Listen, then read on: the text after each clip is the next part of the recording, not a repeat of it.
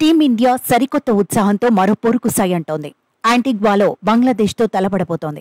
Super 8 దశలో ఆడిన తొలి మ్యాచ్లో భారత్ బోని కొట్టిన ఉత్సాహంతో ఉంది. బంగ్లాదేశ్ మాత్రం ఆస్ట్రేలియాతో జరిగిన తొలి మ్యాచ్లో చిత్తైంది. ఒకరోజు గ్యాప్ తర్వాత భారత్ బరిలో దిగబోతుండగా బంగ్లాదేశ్కు మాత్రం గ్యాప్ కూడా దొరకలేదు. ఆసీస్తో ఆడిన మరుసటి రోజునే భారత్తో తలపడబోతోంది. రెండు జట్లకు సరైన విశ్రాంతి దొరకలేదనే చర్చ జరుగుతోంది. వరుసగా మ్యాచ్లు ఆడటం అంత తేలికైన విషయం ఏమీ కాదు. కానీ తాము సవాళ్లకు సిద్ధమేనని టీమిండియా కెప్టెన్ రోహిత్ ఇప్పటికే ప్రకటించాడు. ఒత్తిడి ఎక్కువగా ఉన్నా ఇలాంటి పరిస్థితులను గతంలో ఎదుర్కొన్నామన్నాడు.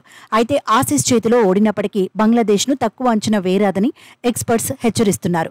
గతంలో టీమిండియాకు గట్టి పోటీ ఇచ్చిన విషయాన్ని గుర్తు చేస్తున్నారు. రికార్డులు మాత్రం భారత జట్టుకు ఫేవర్గానే ఉన్నాయి. ఇప్పటి వరకు రెండు జట్లు 13 మ్యాచ్ల్లో ముఖాముఖి తలపడ్డాయి. 12 మ్యాచ్ల్లో టీమిండియా పైచేయి సాధించింది. ఒక్క మ్యాచ్లో మాత్రమే బంగ్లాదేశ్ గెలిచింది. రికార్డులు టీమిండియాకు సైకలాజికల్ గా అడ్వాంటేజ్ అయ్యే అవకాశం ఉంది. సూపర్ 8 దశలో వరుసగా రెండో మ్యాచ్లోనూ గెలిస్తే టీమిండియా సెమీస్ బెర్త్ను దాదాపుగా ఖరారు చేసుకున్నట్టే.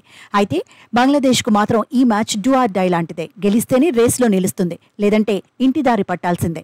అప్పుడు ఆఫ్ఘనిస్తాన్తో మ్యాచ్ బంగ్లాదేశ్ కు నామమాత్రమే అవుతుంది. కీలక ఆటగాళ్లు రాణిస్తే తప్ప బంగ్లాదేశ్ గెలవడం కష్టమనే అంచనాలున్నాయి. కెప్టెన్ షంటోపై భారం ఎక్కువగానే ఉంది. షకీబుల్ హసన్ నుంచి టీం మేనేజ్మెంట్ ఆల్రౌండ్ షోను కోరుకుంటోంది.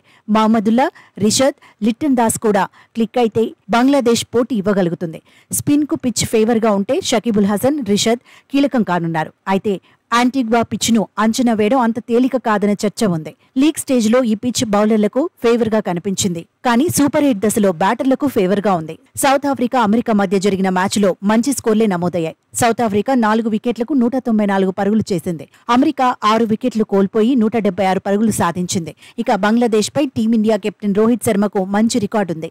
12 ఇన్నింగ్స్ల్లోనే 454 పరుగులు కొట్టాడు. 141కి పైగా స్ట్రైక్ రేట్తో 5 హాఫ్ సెంచరీలు సాధించాడు. యాంటిగ్వాలో హిట్ మ్యాన్ ఎలా రాణిస్తాడనేది ఆసక్తికరంగా మారింది. టీ20లో ఒత్తిడిని జయించి నిలబడటమే కీలకమని ఎక్స్పర్ట్స్ చెబుతున్నారు. యాంటిగ్వాలో గెలిచి సెమీస్లోకి దూసుకుపోవాలని టీమిండియా అభిమానులు అంచనాలు పెంచుకుంటున్నారు.